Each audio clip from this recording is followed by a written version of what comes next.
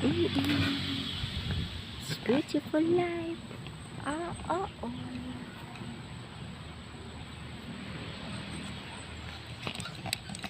It's a beautiful life. Ah, oh, oh.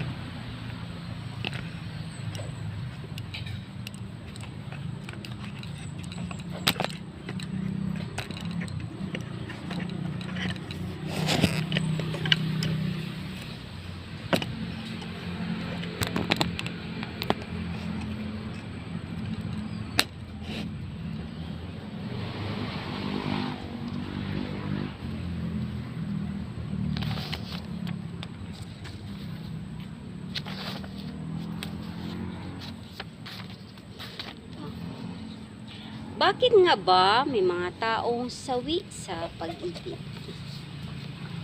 Obviously, kaya may mga taong sawi sa pag-ibig ay dahil may iba-iba tayong standard pagdating sa pagmamahal.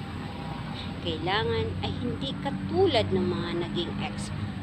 Kailangan ay yung kayang intindihin ang tupak, yung kayang unawain ang priorities mo at kaartihan sa buhay. Kailangan ay yung laging alagaan ka at sa panahong kailangan mo siya. Nandyan siya lagi para sa iyo. Hindi mo naman sinasabi sa amin na si Superman pala ang gusto mong maging boyfriend.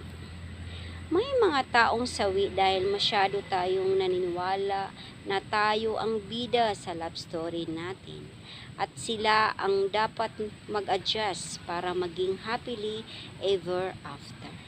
Ang ending ng life natin, sila dapat yung maghanap sa atin sa itaas ng turi para mahalikan tayo at magising sa matagal na pagkakahimbing dahil sa bangungot na nakaraan. Sila dapat ang magbibigay sa atin ng true love kiss para mawala ang sumpa na matagal nang bumabalot sa puso natin kaya never tayong nagkaroon ng magandang relasyon. Sila dapat ang magbibigay sa iyo ng mga material na bagay na parang glacius na magsabing mahalaga ka sa kanya. Sila dapat ang kumilos ay hindi ikaw. Diyan tayo nasasawi. Diyan tayo na biktima ng maling fairy tale. Hindi ikaw si Snow White kasing haba ng buhok mo ang buhok ni Rapunzel. Hindi kasi Cinderella. Isa ka lang katulad ng simpleng umibig na nasasaktan, naiiwan, napapaasa at nasasawi. Walang Prince Charming o Superman sa totoong buhay. Walang perpektong boyfriend o girlfriend. Walang perpektong love, pero may mga pag-ibig na naa-adjust. Kapag matured ka na, mas maintindihan mo yung relasyon mo. Ikaw yung mas nakakaintindi, kaya susubukan mong mag-adjust dahil matured ka na. Malaki ang posibilidad na tamang desisyon ang gagawin ninyong dalawa.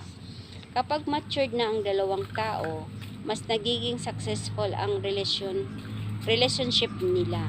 Yan ang sekreto ng isang matagumpay na pagsasama para kayong organism na isang ecosystem.